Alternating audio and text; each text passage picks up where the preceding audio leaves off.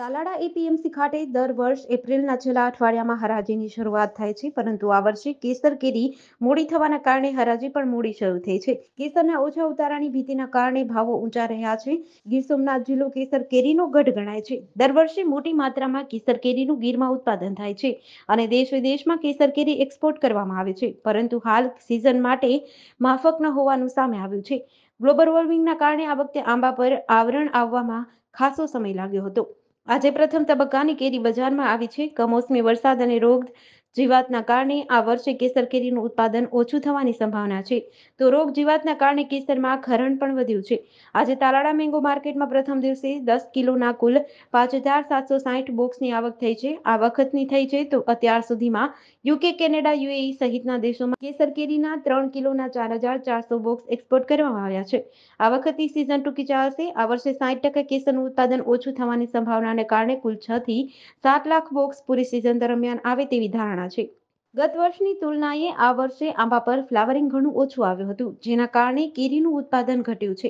મગીઓ બંધાયા બાદ રોગ જીવાતે દેખા દીધી અને કેસરને ગ્રહણ લાગી ગયું. રોગ જીવાતના કારણે કેસર નાની ખાખડી સ્વરૂપે જ ખરવા માંડી, ત્યારે આ વર્ષે કેસરનું ઉત્પાદન ખૂબ ઓછું જોવા મળશે. સિઝનમાં માંડ 50% જેટલું કેસરનું ઉત્પાદન થાય તેવી ધારણા છે.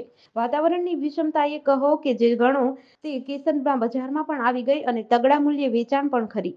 આંબાવાડીઓમાં જે પ્રમાણે કેરી હોવી જોઈએ તે આવશે, પણ તેના ભાવ દબાવવાની શક્યતા છે. આથી ખેડૂતોમાં પણ નિરાશા જોવા મળી રહી છે. ઓછું ઉત્પાદન અને પૂરતા ભાવ નહીં મળવાના કારણે ખેડૂતો ચિંતિત બન્યા છે. સૌરાષ્ટ્રમાં કુલ 37,517 હેક્ટર કેસર કેરીના આંબાનું વાવેતર છે, જેમાં જિલ્લા વાઇઝ વાત કરીએ તો જૂનાગઢમાં 8,490 હેક્ટર, ગીર સોમનાથમાં 14,520 હેક્ટર, અમરેલીમાં 6,925 હેક્ટર, ભાવનગરમાં 6,388 હેક્ટર, રાજકોટમાં 425 હેક્ટર, જામનગરમાં 424 હેક્ટર, પોરબંદરમાં 305 હેક્ટર.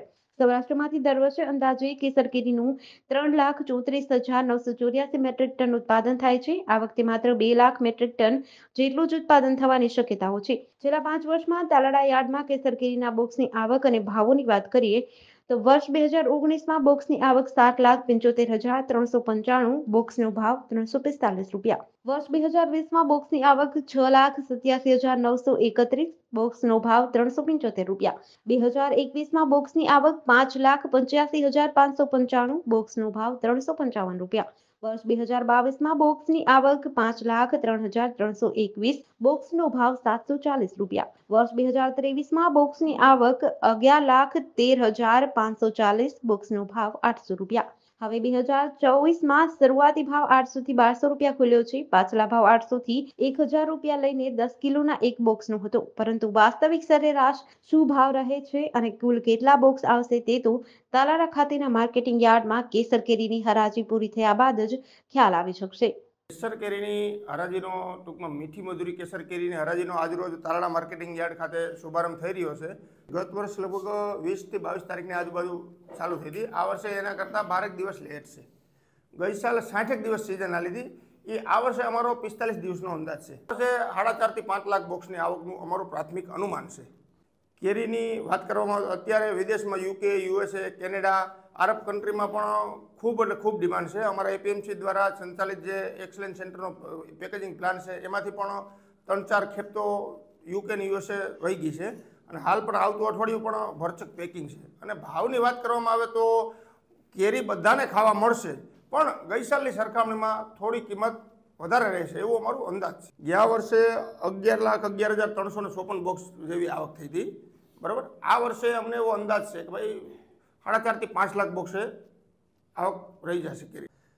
હવે ખાવાની વાત કરવામાં આવે તો અત્યારે શરૂઆતના તબક્કામાં કેસર કેરીના ભાવ ગઈ સાલ કરતાં 2 થી 3 ગણા છે, પણ જેમ જેમ સિઝન જાહે તેમ તેમ દાખલા કે 1 જૂનની આજુબાજુ કેરી થોડી ટૂંકમાં વ્યાજબી ભાવે મળશે, પણ ગઈ સાલ જેટલો ભાવ તો નહીં જ થાય. અમારે તાલાળામાં માર્કેટિંગ યાર્ડની આજ હરાજી અમે કેસર કેરીની હરાજી આજની તારીખમાં ચાલુ થઈ છે અને કેસર કેરીના ભાવ બોક્સના 500 રૂપિયાથી લઈ અને 1150 રૂપિયા સુધીનું વેચાણ ચાલુ છે.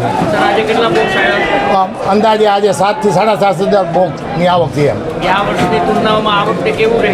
વર્ષની તુલનામાં આ વખતે કેરી બહુ મોંઘી રહે. ગયા વખતે 300 રૂપિયાથી લઈ અને 600-700 હતા. આ વખતે 500 રૂપિયાથી લઈ અને 1100-1200 રૂપિયા કેરીના. ભાવ વધશે કે આજ રહેશે? આ સ્થિતિ મને દેખાય એમ. આ વર્ષે કેટલું કેરીનું આવરણ થયું છે? ગયા વર્ષ કરતાં આ વખતે 30-40% જ કેરી છે. શું કારણ છે એનું? એનું કારણ વાતાવરણ ને આબોહવા અનુકૂળ ન હોવાથી. સિઝન ક્યાં સુધી ચાલશે? સિઝન મારા દિવસથી 35-40 દિવસની સિઝન રહેશે. ગયા વર્ષે 63 દિવસની સિઝન હતી. હવે ભાવ વધશે હવે આગામી દિવસોમાં? ભાવ મારા અંદાજથી આ લેવલમાં જ કેરી વેચાશે.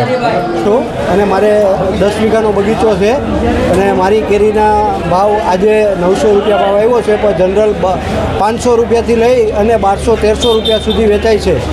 કાળુભાઈ, શું કહેશો આ વખતે ભાવને લઈને? ભાવ આ વખતે તો ઓછા ઉત્પાદનને લઈને સારા જ રહેશે, રીઝન છે કે ઓછું ઉત્પાદન છે? વાતાવરણના હિસાબે. ખેડૂતો શું ઈચ્છે છે, કેટલો ભાવ હોવો જોઈએ? ખેડૂતોને તો મિનિમમ 1000 રૂપિયા તો મળવા જ જોઈએ કેરીના. તો હવે ભવિષ્યમાં ભાવ ટકી રહેશે, વધશે કે ઘટશે? હા, વાતાવરણ આવું રહેશે તો આ ભાવ ટકી જ રહેવાના છે. વાતાવરણ આવું રહેશે તો ભાવ રહેવાના જ છે. વાતાવરણમાં શું તકલીફ થઈ છે? વાતાવરણમાં અત્યારે જો જે ગરમી પડવી જોઈએ ગરમી નથી પડતી, જે સવારમાં ઠંડુ વાતાવરણ રહેશે, ઘણાય પ્રોબ્લેમો છે. સરકાર પાસે કઈ અપેક્ષાઓ? બસ જો આ જે બાગાયત વીમામાં આપી દે તો વધારે સારું. કેરીનો પાક 40-45% જેવો છે. બરાબર. તમારે કેટલા વીઘાના? મારે 20 વીઘાનો બગીચો છે. બરાબર. એમાંથી 40% જેવું આ વર્ષે આવરણ છે. કેટલી કેરી અહીંયા લઈને આવ્યા છો? અત્યારે હું 30 બોક્સ લઈને આવેલો છું. શું ભાવ છે? ભાવ અત્યારે 500 મીડિયમ ફળ હતું એટલે 500 રૂપિયાની આસપાસ આવેલું છે. 500 થી 600 રૂપિયા. તમારે શું ભાવ આવ્યો? તમારું વેચાણ? હા, મારી વેચાઈ ગઈ પણ હું હાજર નહોતો. હું હમણાં જ આવ્યો. 600 રૂપિયા જેવું આવ્યું. અચ્છા, ખેડૂતોની દ્રષ્ટિએ કેવો ભાવ હોવો જોઈએ? ખેડૂતોની દ્રષ્ટિએ આ વર્ષે થોડો ભાવ રહેવો જોઈએ. કેટલો એમ? એટલે 800-900 રૂપિયા કે 1000 રૂપિયાની આસપાસ રહેવો જોઈએ. શું કારણ છે કે કેરી ઓછી છે? કેરી ઓછી છે અને વાતાવરણ અનુકૂળ નથી હોવાના હિસાબે આ વર્ષે પાક નબળો છે અને હિસાબે ખર્ચા વધારે છે બગીચામાં. GDC ન્યૂઝ સાથે KK પાઠક, ગીર સોમનાથ.